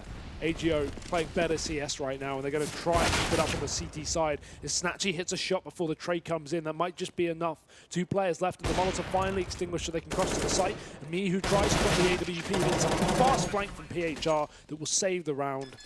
18 found here for AGO. 1 away from victory in map number 1. And this is off of the back of being behind by 8 rounds. 14-6 it was for Virtus.pro. So 2 and 12 in the last 14 rounds. 2 and 14. No, sorry, 6. 14-6. Ignore me. 2 and 12, you're right. Yeah. That is, yeah. Sounds like SK's first half on cash. Yeah. Almost as bad. That is, it's pretty worrying in all honesty, and especially because Virtus.pro were playing well up till that point, and then everything just fell apart very rapidly. But it's off the, I think the majority of this is off the back of Snatchy's incredible ability to actually find opening frags, and now we're finally going to see an aggressive push into Ivy, and ooh, Tao again. He's had a couple of shaky sprays so far in this match, and that would have been an excellent way to start things off. I think if he's able to muster his strength a little bit there, should be able to get 2 frags actually, considering the awkward angle he comes in from. Again, I like that. yeah. The issue is they give up Ivy with having 2 players on the boost and their Ivy player dead, so they have to back off the boost. Someone's going to be a different opera finding someone. Well, Miku's tried to make his way towards the inner bomb side, but he gets found out. Still though, Virtus.pro making progress. Oh, the flanks in though. Snacks is out of main, and now with a man advantage, VP with a very good chance. Just need to be aware of Snatchy. He's hiding in the smoke. The other AWP Furlan is low as it comes in through CT, but Snatchy, good position here. Does hear Neo as well, some more info to play with, and there's the spot, but it's not the kill, only the tag. Neo tries to hunt him down, but he won't be able to finish off the job. 93 points of health. Furlan finally having made this long flank in, only for Pasha to miss a shot. Luckily, Neo will make up for it, and it is just Snatchy in the 1v3. There's the first. Does he realize that Pasha's wrapping his left side? Yes, but he doesn't know he's so close. Flashbang blinds him fully. The big problem is it's planted on the inner bomb side. Like when Snatchy dropped off from bomb train while Snatchy was hiding in the smoke, he took the bomb with him to inner all by his lonesome. So yeah, even if he was to win out that deal with Pasha and you know, after disposing of Neo, wouldn't really have mattered. Too far away. Yep, no chance of actually being able to get there in time. So a real game on our hands here. Is one more round left of this overtime at the very least. It could be a victory for AGO. It could be a second overtime for VP. Either one is on the cards. Money, still not a problem. Yeah. Double again. I guess the positive and the negative side of 16 KOs, I guess.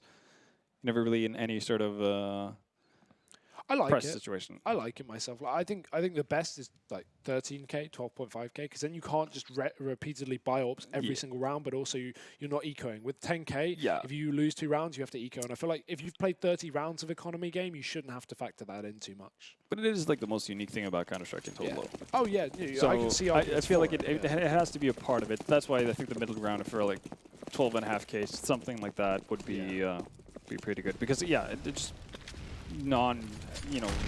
hazardly buying up off with no sense of risk is a bit too much, I think. Yeah. That's why a good old middle ground there, or even 16k is better than 10 in my opinion. But Furlan, look at this man. He's looking to drag AGO through for the victory here. Already found 3 kills. PHR joining him on 1. And the Ivy split from the last 2 players of VP, already low on utility and surrounded. AGO so confident here as Groovy tries to take the kill. Not going to commit to the duel though, luckily enough. Doesn't want to give the pick to Pasha, and he does find it.